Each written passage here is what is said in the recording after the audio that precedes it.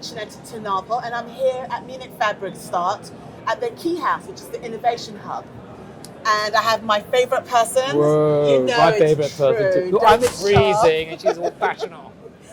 Exotica. Mr. David Shah is with us today, and I'm so excited to talk to you because we try and do this every season. Yeah, don't we? it's a regular date. It is indeed. But the funny thing, we both live in Amsterdam. We never see each other. We're both British. We both live in Amsterdam. Well, you're not out now. You moved, didn't you? I moved. know. Yeah, I'm in some little village now.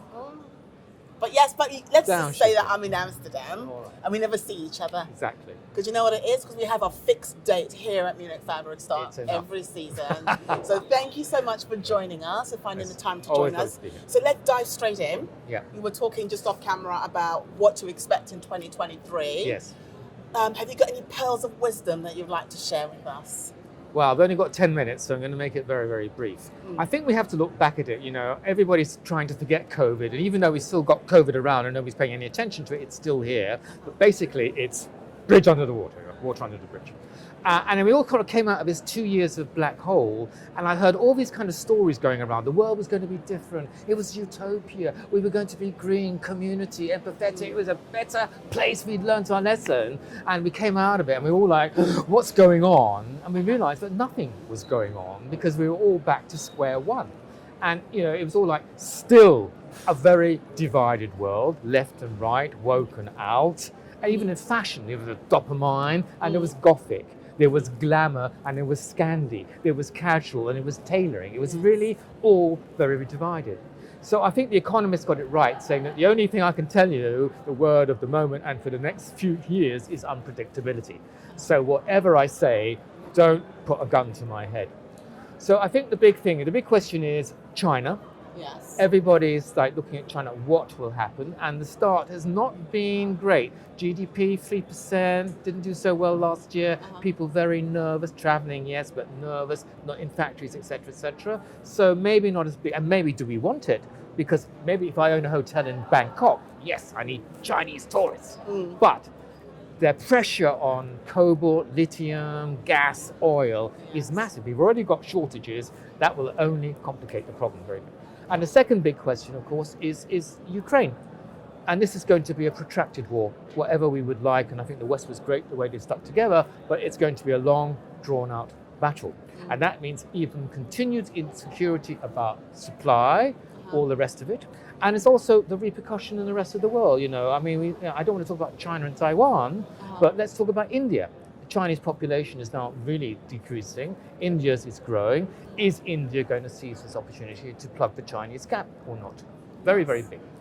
On the financial front, very curious situation. No more bull market, no more cheap money. The dollar is far too strong for us in the textile business because we buy everything in dollars, so we're really putting the prices up. And are we in a recession or not? We are in a recession, but nobody really wants to talk about it. And then the stock market say, oh, well, things went up 1.8, we're sort of getting used to it, we know how to handle it. And I think it all depends where you live. You know, we both live in Amsterdam, and you really don't see it so strongly. You know, people don't want to talk about it and don't want to hear about it. And that's our problem, because in fashion, even though we knew the business was getting tough, the retailers didn't want to talk about it, nobody wanted to prepare for it, nobody wanted to reduce stock. You go around Munich today, and what do you see in the windows? A lot of winter merchandise, which is bad news for going forward. But nobody, and we were the same, you know, you couldn't get a restaurant, you had to book 2 weeks in advance. Even though Schiphol, 6 hours of security, we still went to Schiphol and got on that bloody plane. And we were still dressing, you know, and the big looks were definitely Scandi look, menswear tailoring, all this kind, still a lot of cuddly stuff. We still wanted to have our noodles and all the rest of it, and still a lot of, you know, glamour, all these kind of things. So the reality is we've got a cost of living crisis. And whether we want to see it or not, it is hurting, and it's going to hurt people, and all retailers at all levels are doing badly. Not badly, but with difficulty. And that is not just the big chain stores, all right? We could looking at the ASOS's and all the net companies, they're 2-3% down. Small independents, God knows how they're going to suffer. We're talking about 50% closures. So let's look at the reality. It is not looking good. But what COVID did change, and this is very important, is it accelerated the market change. It didn't change it, it just accelerated the changes which were happening. So here we are in Titanic Europe sinking, and the East is floating and floating bigger and bigger and bigger. All the IMF are saying big 5 new trade centers. Everybody's looking at the money is in the Gulf area, whether it's Indonesia, but we're all looking definitely. So that is accelerated. And what has really accelerated is the generation takeover.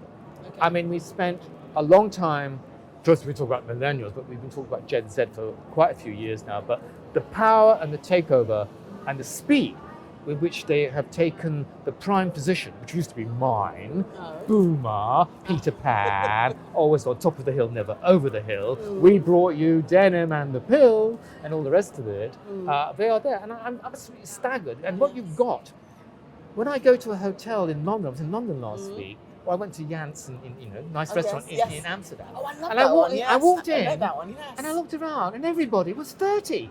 And I was looking at myself, I was by streets the oldest person there. So what you've got is a situation very weird, because I could not work out in the Pace Hofstraat. Yes. Why? When the Chinese weren't traveling, who was queuing outside Dior and Chanel? They were still queuing on a Saturday morning. You couldn't get in, and there was no money.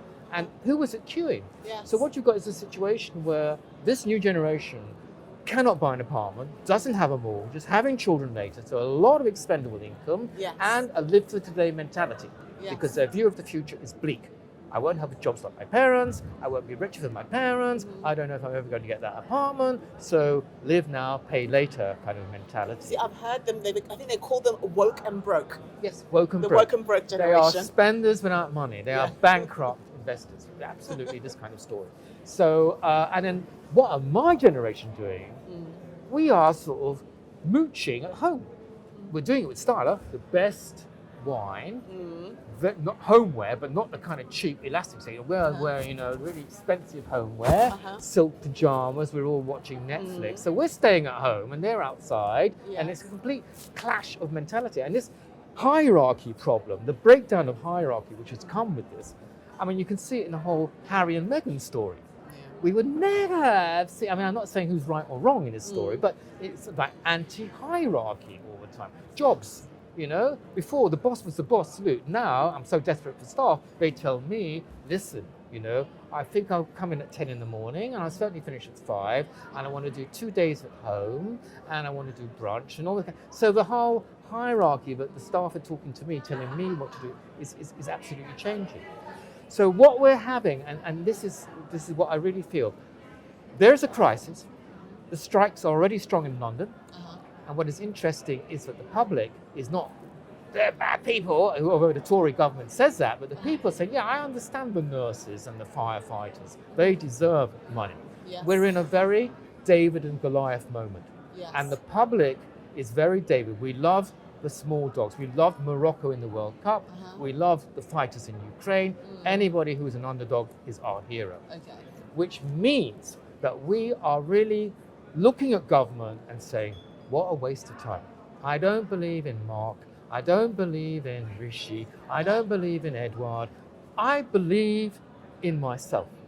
Because in the end, and that's why I really believe the big word of the moment is invest in yourself and self-empowerment, because it is absolutely a disenfranchisement with the system. Yes. We are going to say, whether it's body, whether it's mind, whether it's my roots and heritage, whether it is protection, or whether it's the metaverse, all right, I am going to look after myself.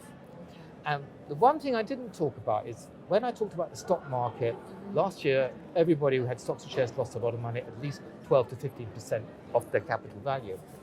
The ones who have suffered most are the tech companies. Okay.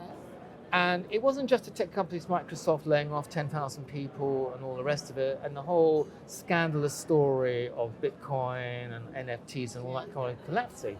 It's really raised the question of, were we living in a kind of mythical world driven by younger people, encouraged by COVID because we were closed in, but everything would become in the metaverse, Is it really this kind of, nothing would go down, we'd only grow and grow and grow, and the market would always be strong, we were going to branch out into new worlds. So suddenly that whole question, 2 years ago, you couldn't move. Metaverse here, metaverse there, metaverse everywhere, and now you don't hear a word. It's like Second Life in 2002. I'm not saying it's over. I'm just saying it's a real pause at the moment, and people are saying, well, who cares about me? I better care about myself. And have you noticed? Yes. People are taking selfies again. Me included. No, it's funny because I thought, we all talk about audio. Everything do no more visual. Well, everything was audio, iPad. And suddenly everybody's out there, and I love the films Triangles of Sadness. Yes. You really, I mean, that whole obsession with the film, apart from the fashion of it, where she's persistently taking photographs of herself. I thought, my God, that was so 2010s, but it's back. But it's all about the self-investment. 2023 is about self-investment, about yourself. Self-empowerment, get on with it yourself. You heard it here first, guys. Self-improvement is the way forward. Yeah, Thank you, David. And, not investing in government or anything, we do it ourselves. There you go. Thank you, David. Do you agree? I agree completely. You're only saying that to make me happy. I'm always about wanting to make you happy, David. Thank you so much for finding a moment to chat with us. Much appreciated. Thank you. Perfect. Okay.